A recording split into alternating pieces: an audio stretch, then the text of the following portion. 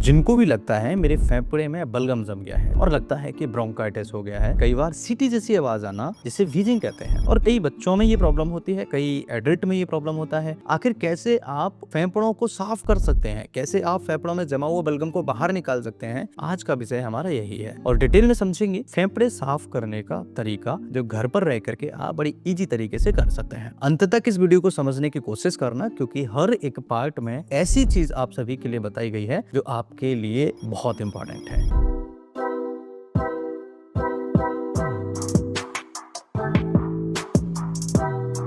Hello everyone, नमस्कार। My name is doctor Lokendra from Gwalior, Madhya Pradesh. दोस्तों, फेफड़े हमारे शरीर का फिल्टर, यानी कि हमारे शरीर में जो हवा जाएगी उसे फिल्टर करना है, सही हवा पहुंचाना है और ऑक्सीजन स्पेशली हमारे शरीर के अंदर फेफड़ों के जरिए पहुंचाना है। अगर हम सुबह उठते ही गले में बलगम साफ कर रहे हैं या सीढ़ियां चढ़ते समय ज्यादा सांस फूलना स्टार्ट महसूस कर रहे हैं, तो कई बार हमारे फेफड़े धीरे धीरे ओवरलोड होने लगते हैं। फेफड़े खराब होने की शुरुआती हमेशा कोई ऐसे सिम्टम्स हमें देखने को नहीं मिलते हैं। शुरुआत में हो सकता है आपको हल्की सांस फूलने की प्रॉब्लम, सुबह की खांसी होना, बार बार थ्रोट इरिटेशन होना या लगातार म्यूकस बनने की समस्या देखने को मिले। फेफड़े हर सेकंड हमारे शरीर के लिए ऑक्सीजन अंदर भेज रहा है। हर सांस के साथ ऑक्सीजन अंदर जाना, कार्बन डाइऑक्साइड बाहर आना, यानी लंग्स आपकी जिंदगी की एयर फिल्टर मशीन है। लेकिन प्रॉब्लम तब शुरू होती है जब smoking, passive smoking, pollution, dust exposure और केमिकल्स, रिपीटेड इन्फेक्शन और पुअर लाइफस्टाइल धीरे धीरे लंग्स पर स्ट्रेस बढ़ाते हैं, यानी लंग्स को खराब करना स्टार्ट करते हैं। क्या फेफड़े खुद को भी साफ करते हैं? यस।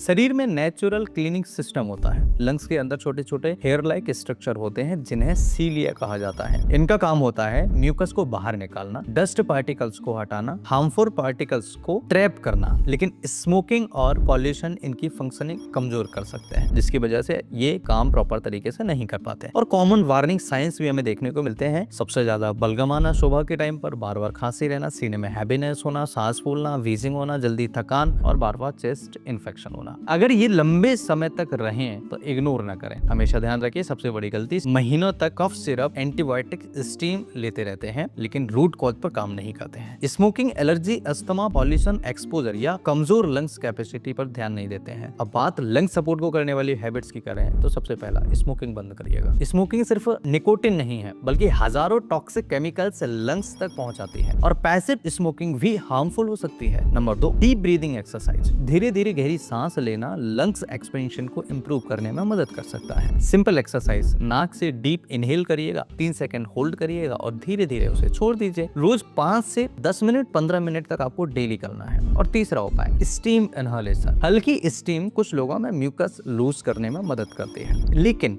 बहुत ज्यादा हॉट स्टीम नुकसान भी कर सकती है। और चौथा, वार्म वाटर हाइड्रेशन। पानी कम पीने पर म्यूकस थिक हो सकता है। प्रॉपर हाइड्रेशन म्यूकस को थिन रखने में मदद करता है, इसलिए पानी प्रॉपर पीजिए। और पांचवा, वॉकिंग। रोज तेज चाल से चलना lung efficiency, circulation, oxygen delivery को सपोर्ट करता है, जिससे हमारे लंग्स अच्छे और हेल्दी रहते हैं। अब बात करें कि होममेड सपोर्टिव ड्रिंक्स की, तो सबसे पहला ड्रिंक्स है जिंजर तुलसी ड्रिंक, यानी कि ऐसा ड्रिंक जो लंग्स को क्लीन करने में मदद करता है। अदरक और तुलसी लीजिएगा, थोड़ा सा वार्म वाटर लीजिए। ये तीनों का कॉम्बिनेशन बहुत इफेक्टिव होता है और कुछ लोगों में थ्रोट सूदिंग महसूस हो सकती है। और दूसरा ड्रिंक है हल्दी और मिल्क। हल्दी में करक्यूमिन होता है जो एंटी इन्फ्लेमेशन का काम करता है, यानी इन्फ्लेमेशन को कम करने में मदद करता है, जो इन्फ्लेमेशन पर रिसर्च में डिस्कस किया गया है। लेकिन हर व्यक्ति को शूट नहीं करता है। जिन लोगों को जुकाम खांसी ज्यादा रहता हो तो उनको शाम के समय हल्दी वाला दूध या दूध से बना हुआ कोई प्रोडक्ट नहीं लेना चाहिए। कोशिश करिए कि मॉर्निंग टाइम में लीजिए, वो ज्यादा अच्छा रहेगा। तीसरा,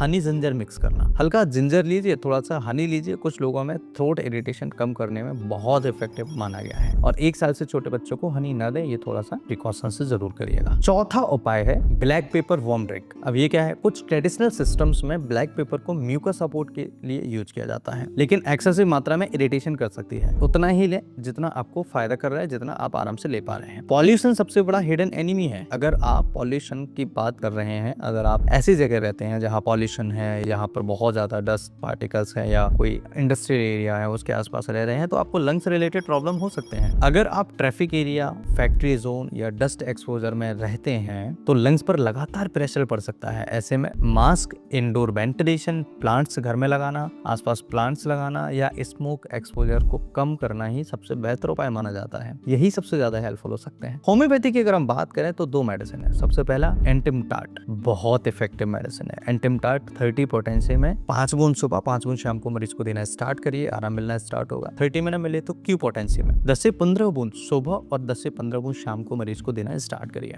आप देखेंगे लंग्स की जो प्रॉब्लम्स है ठीक होना स्टार्ट हो जाएंगे। जो लंग्स में घड़ जैसी आवाज आ रही है या फिर बलगम जम गया है उसे बाहर निकालने में बहुत ही इफेक्टिव रामबाण मेडिसिन माना जाता है। एक्सरसाइज की बात करें, एक्सरसाइज क्यों जरूरी है? जब आप इनएक्टिव रहते हैं तो लंग्स कैपेसिटी धीरे धीरे कम इफिशिएंट महसूस हो सकती है, ये प्रॉब्लम होती है। रेगुलर एक्टिविटी से ऑक्सीजन यूटिलाइजेशन प्रॉपर होता है, स्टेमिना अच्छा होता है, ब्रीदिंग इफिशियंसी बढ़ सकती है, सपोर्ट करती है। इसलिए डेली एक्सरसाइज करना बहुत जरूरी है। कफ डेंजर साइन आपको देखने को मिलेंगे। अगर खून वाली खांसी हो रही है, लगातार सांस फूल रही है, चेस्ट पेन हो रहा है, अनएक्सप्लेन्ड वेट लॉस हो रहा है, लगातार वजन गिर रहा है, लगातार वीजिंग हो रहा है, सीटी जैसी आवाज आ रही है तो तुरंत अपने नजदीकी डॉक्टर को जरूर दिखाइएगा। उसके बाद कोई मेडिसिन लीजिए। सिर्फ होम रेमेडीज पर डिपेंड नहीं करना है अगर ये सिम्टम्स आपको देखने को मिल रहे हो तो। दूसरा मेडिसिन होम्योपैथी में है NL-18, न्यू लाइफ कंपनी बनाता है। बहुत इफेक्टिव मेडिसिन है। जिनको भी बार बार बलगम बनता है, लंग्स से रिलेटेड उनको इश्यूज रहते हैं, स्पेशली ब्रोंकाइटिस जिनको रहता है, फेफड़ों में सूजन आ जाती है नलियों में, उसके लिए बहुत इफेक्टिव मेडिसिन है। 15 से 20 बूंद सुबह और 15 से 20 बूंद शाम को गुनगुने पानी में मरीज को देने से आराम मिलता है। मैं आशा करता हूँ कि आज हमने सीखा लंग्स को कैसे डिटॉक्स करते हैं, लंग्स को कैसे